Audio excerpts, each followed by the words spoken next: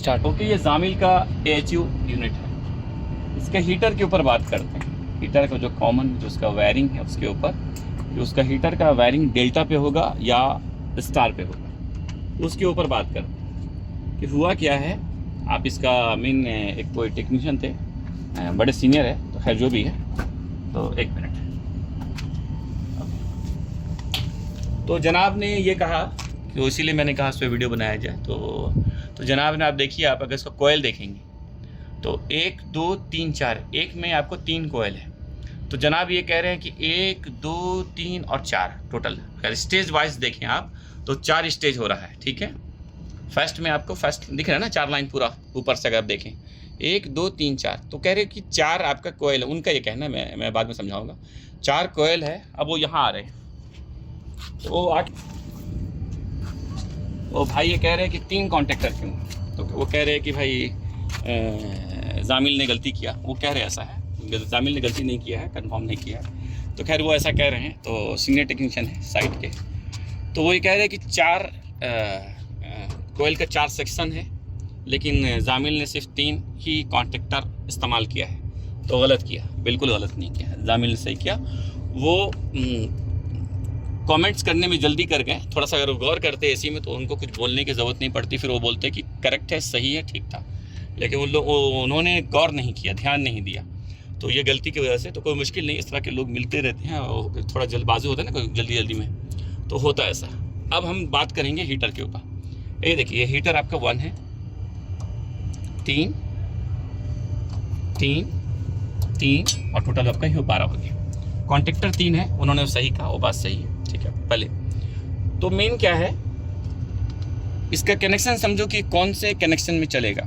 तो डायग्राम बता रहा है, अकॉर्डिंग टू जो डायग्राम के हिसाब से, आप डायग्राम को जब फॉलो करेंगे उसके हिसाब से जो ये पहचान है, सिंबल है आप जो देख रहे हैं, क्लियरली मेंशन भी किया है, डेल्टा वायरिंग में ये चलेगा। तो डेल्टा वायरिंग कैसा होता है लोग जानते होंगे। डेल्टा वायरिंग कैसा होता है, डेल्टा वायरिंग ऐसा होता है जो लोग मालूम होगा आपके। इसके 6 पॉइंट है, एक इस तरह से कर लो, line 1 line 2 line 3, same line 1 line 1 line 2 line 2 line 3 line 3, यानी कि दोनों तरफ से आपको 3 फेज देंगे। ये डेल्टा का एक वायरिंग है। एक इस तरह से भी कर सकते हैं आप, दूसरा जो सेम वही डेल्टा,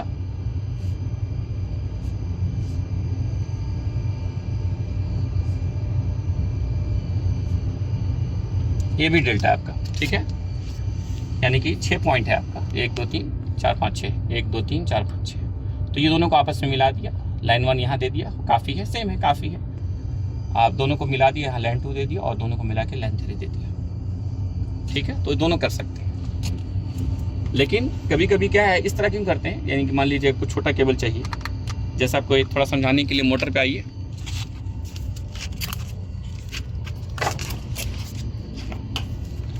अभी मोटर पे मान लो, अब इसका डेल्टा वायरिंग करना है। ठीक है, 10 मिली का वायर है, तो आराम से आप दोनों तरफ 6 पॉइंट है, क्लिप लगा के एक तरफ आप केबल डाल दी। लेकिन मान लीजिए कोई साइड में आपको 30 मिली का वायर लगाना पड़ता, बड़ा हेवी मोटर है, तो केबल नहीं जाएगा, तो वहाँ आपको 2 केबल लेना होगा। केबल नहीं जाएगा, है ना, 2 होल दिया हुआ रहता है, इसीलिए 2 एक्स्ट्रा होल दिया रहता है, इसमें दिया हुआ है। लेकिन एक केबल से वो आराम से चल जा रहा है। लेकिन जब मोटा वायर होगा तो नहीं जाएगा। तो फिर आपको जब 30 मिली का वायर इस्तेमाल करना, तो फिर क्या करेंगे आप, 32 मान लो 30 या 32 का इस्तेमाल करना है, तो फिर आपको 16 मिली का वायर इस्तेमाल करना पड़ेगा, 16 इसमें 16 इसमें। तो सेम डेल्टा वायरिंग होगा, लेकिन साइज की वजह से यहाँ जगह नहीं है। लेकिन हीटर के पास जगह था, और वायर भी आपको ज़्यादा नहीं चाहिए, 6 से 8 मिली का वायर चाहिए। ठीक है, तो इसने किया क्या, जामिल ने वो ये वायरिंग किया उसने। यहाँ से यहाँ एक जंप लिया। अब देखिए, यहाँ से ये आपका लाइन 1 है, लाइन 1 से लाइन 1 भी लिया एक। ये केबल अगर देख रहे हैं आप, पावर ऑफ इसलिए, हाँ ठीक है, एक केबल वो लिया और लेके वो सीधा, ये देखिए, ये सीधा जंप किया वो लाइन 1, उसको फेस दे दिया डायरेक्ट। यहाँ से एक फेस उठाया, यहाँ फेस दे दिया, सेम वही है। दूसरा L2 को, L2 यहाँ से लिया, L2 लेके यहाँ L2 दिया, और यहाँ से एक जंप लेके दूसरा पॉइंट पे L2 पे दे दिया। बाद में L3 लिया, कॉन्ट्रैक्टर से लेके सीधा उठा के लिया, वो L3 पे दिया, यहाँ दिया। यहाँ से एक जंप लेके ये आपको यहाँ देखिए सिंपल इजी हो गया वो स्टार कनेक्शन में। तो ये एक कॉन्टेक्टर का, एक कॉन्टेक्टर से जो आउटपुट क्या हो रहा है देखिए, एक एक फेस है ना, लाइन 1 लाइन 2 लाइन 3, ठीक है। दूसरा कॉन्टेक्टर से भी यही किया, लाइन 1 लाइन 2 लाइन 3, और आपको यहाँ लाइन 1 दिया, लाइन 2 दिया, लाइन 3 दिया, यहाँ से जंप लेके एक एक वायर लेके L1 L2 L3 हो गया। यानी कि एक कॉन्टेक्टर इसके लिए, ये बैकअप कॉन्टेक्टर है, वो इसके लिए इस्तेमाल नहीं किया। वो क्या किया है, वो पावर ये ले रहा है, मेन पावर। सबसे पहले वो मेन जो पावर सप्लाई है, मेन पावर सप्लाई वो ब्रेकर में है, वो मेन ब्रेकर से डायरेक्ट वो केबल, ये केबल आ रहा है, ये वाला, ये देखिए ये केबल आ रहा है, वो यहाँ लग रहा है, ठीक है।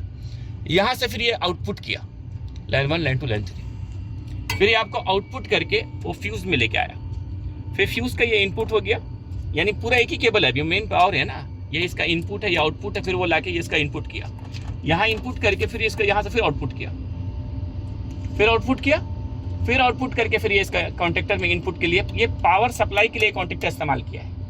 हाँ, पावर सप्लाई के लिए कॉन्टेक्टर इस्तेमाल किया है। फिर देखिए ये इसका इनपुट है, यानी फ्यूज से जो आउटपुट हुआ है वो ये इसका इनपुट है, ये इनपुट हो गया, फिर यहाँ से ये आउटपुट कर रहा है, वो इस्तेमाल किया है। अगर नहीं भी है तो डायरेक्ट आपको पावर सप्लाई यहाँ दे सकते हैं, बिल्कुल दे सकते हैं, इजीली इसको हटा सकते हैं आप, डायरेक्ट आप इसको यहाँ पर दे सकते हैं। तो वो अपना सेफ्टी के लिए अपना इस्तेमाल किया है कॉन्टेक्टर। तो ये पावर सप्लाई के लिए है। हाँ, ये हीटर के कॉन्टेक्टर के लिए जब डिमांड आएगा तो ये दोनों डिमांड के ऊपर चलेगा, काम करेगा, ये नहीं। हाँ, इसका ओके, तो ये इसका इनपुट हुआ तो ये आउटपुट हुआ। आप देखें यहाँ लिखा है ना, क्लियरली मेंशन है भाई, L1 L2 L3। तो ये वाला जो पीछे वाला L1 L2 L3 वो कहाँ लग रहा है, देखिए यहाँ से निकल के वो यहाँ लग रहा है, L1 L2 L3, फिर आपका L1 L2 L3। तो जामिल ने एक कॉन्टेक्टर इस्तेमाल किया है पावर सप्लाई कंट्रोल, जो हीटर को जो कंट्रोल करेगा उस कॉन्टेक्टर को देने के लिए, डायरेक्ट नहीं पावर सप्लाई दे। जबकि देखिए कंप्रेसर में, ब्लोअर में सब जगह डायरेक्ट रहता है, लेकिन हीटर के लिए जो AHU में जो हीटर इस्तेमाल करता है उसके लिए वो ये बैकअप कॉन्टेक्टर इस्तेमाल करता है जामिल, ठीक है। उसका एक अपना डिज़ाइन है, उसका अपना ये है, ठीक है। तो ये हो गया, तो मेन आपका ये इसका आउटपुट है, फिर वहाँ से आपका ये इनपुट है, ये फिर इसका आउटपुट है, फिर यहाँ से फिर इसका ये इनपुट है और ये आउटपुट है। ये दोनों कॉन्टेक्टर को पावर सप्लाई दे रहा है, ठीक हो गया। हाँ, अभी कुछ सवाल आएगा तो हाँ, अब इसको जो ये डायरेक्ट पावर ऑन करेंगे तो ये फौरन एनर्जाइज हो जाए, जैसे आप पावर ऑन करेंगे एनर्जाइज हो जाएगा। कैसे, उसके लिए वो यहाँ न्यूट्रल का इस्तेमाल किया है, ठीक है। देखिए अब गौर कीजिएगा, ध्यान दीजिए, ठीक है, क्योंकि ये ओके। अभी देखिए और ध्यान थोड़ा दीजिएगा, ये जो कॉन्टेक्टर है इसका, ये कॉइल पे गौर कीजिए, कॉइल कितना है इसका, ये 240 है लिखा हुआ, कॉइल COIL कॉइल लिखा हुआ ना, 240 वोल्टेज का, यानी 220 वोल्टेज का ये कॉन्टेक्टर है। लेकिन ये आपका 220 नहीं, ये 24 है। देखिए गौर कीजिए, ये 24 वोल्ट का, ठीक है ना, ये 24 का, ये दोनों।